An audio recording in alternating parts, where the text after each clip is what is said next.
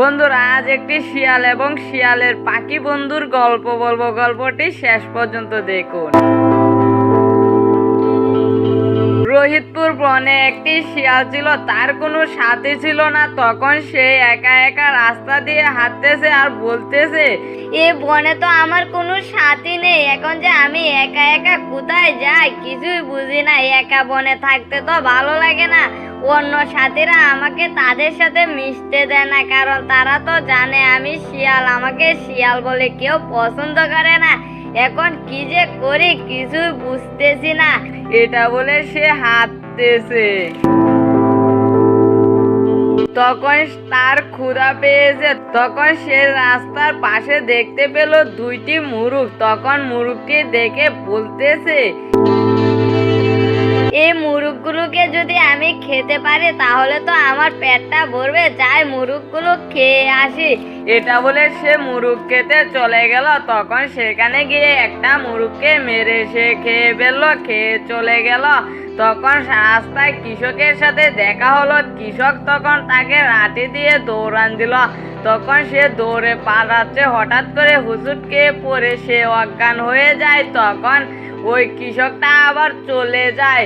তখন সেইখান দিয়ে যাচ্ছিল একটি পাখি। তখন পাখিটা তাকে দেখতে পেল, দেখে বলতেছে, শিয়াল ভাই তোমার কি হয়েছে? তুমি এভাবে শুয়ে আছো কেন? তোমার কি অসুখ হয়েছে নাকি?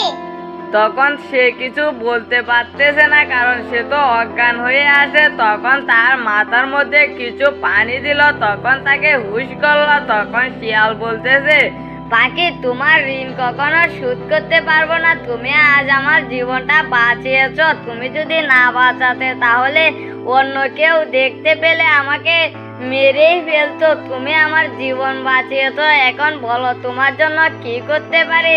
হ্যাঁ বন্ধু, আমার জন্য কিছু করতে হবে না, তুমি আমার বন্ধু হবে। আমার বনে কোনো বন্ধু নেই। ও আচ্ছা, তোমারও কি বন্ধু নেই? তাহলে তো আমারও ভালো, আমিও আরেকটি বন্ধু খুঁজতেছি, কিন্তু কোথাও বন্ধু খুঁজে পাচ্ছি না। এখন তাহলে তোমাকে পেয়েছি, তোমাকে পেয়ে আমি অনেক ধন্য যে তোমার মতন একটা বন্ধু পেয়েছি, যে যার কোনোদিন আমি সাহায্য করি না, তবু সে আজ আমার জীবন বাঁচিয়েছে। এখন থেকে তুমি আমার বন্ধু। তখন তারা যার বাসায় চলে গেল, কারণ সন্ধ্যা হয়ে যাচ্ছে।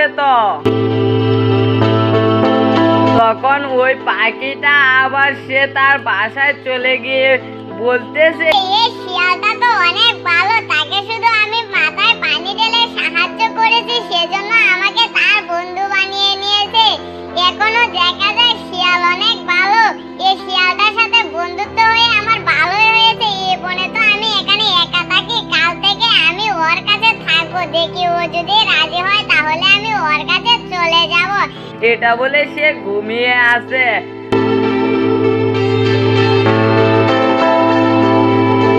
ওইদিকে আবার শিয়ালটাও বাসায় গিয়ে বলতেছে, আমি তো এখানে একা থাকি, আমি ভুল করেছি। আমি যদি ওই পাখিটাকে বলতাম যে আমার কাছে চলে আসতে, তাহলে তো আমরা দুজন মিলে একসাথে থাকতে পারতাম, কিন্তু কেন যে বলিনি, তখন মনেও ছিল না। না, কাল সকালে গিয়ে ওকে নিয়ে আসবো। এটা বলে সেও ঘুমিয়ে পড়ল। পরের দিন সকালে পাখিটা ঘুম থেকে উঠে বলতেছে, কাল তো বলেছিলাম আমি ওই শিয়ালের কাছে যাব, কিন্তু এখনো যাচ্ছি না কেন? এটা বলে সে রওনা দিল। ওইদিকে আবার শিয়ালটা বলতেছে, আমি তো বলেছিলাম পাখিটাকে আনবো, এখনো আনতেছি না কেন? তখন সেও এটা বলে পাখিটাকে আনার জন্য বাসা থেকে বের হলো। তখন পাখিটার সামনে একটি ফুসকে শিয়াল ছিল। সেই শিয়ালটা দেখে পাখিটাকে মেরে ফেললো। তখন মেরে পাখিটাকে খেয়ে ফেললো। তখন শিয়ালটা তার বাসায় গেল। বাসায় গিয়ে দেখে সেখানে পাখিটা নাই।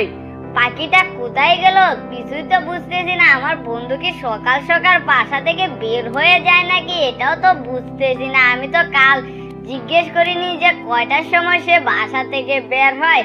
তাক, আমি বাসায় বসে থাকি, দেখে যদি পাখিটা আসে তাহলে তো আমার ভালোই হবে। ওইদিকে আবার ওই শিয়ালটা যে পাখিটাকে কাটছে, তখন ওইটা আবার একটি কাক দেখতে পেল, দেখে সে চলে গেল।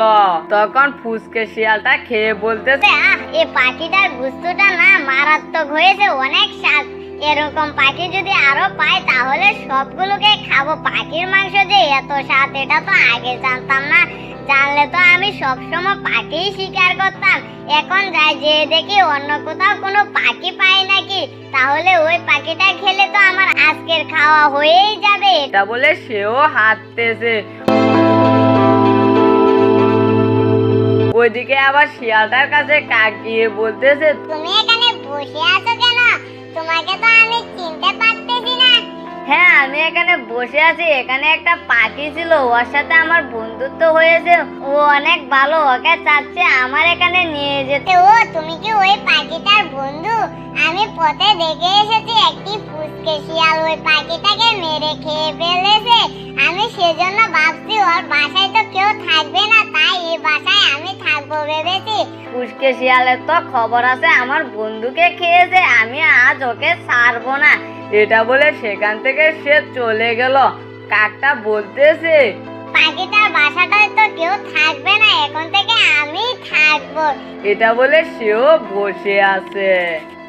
বন্ধুরা, তারপর কি হয়েছিল ওইটা দেখতে হলে কমেন্টে পার্ট 2 লিখে যাবেন। আর আমার চ্যানেলে নতুন হয়ে থাকলে চ্যানেলটিকে সাবস্ক্রাইব করে পাশে থাকবেন।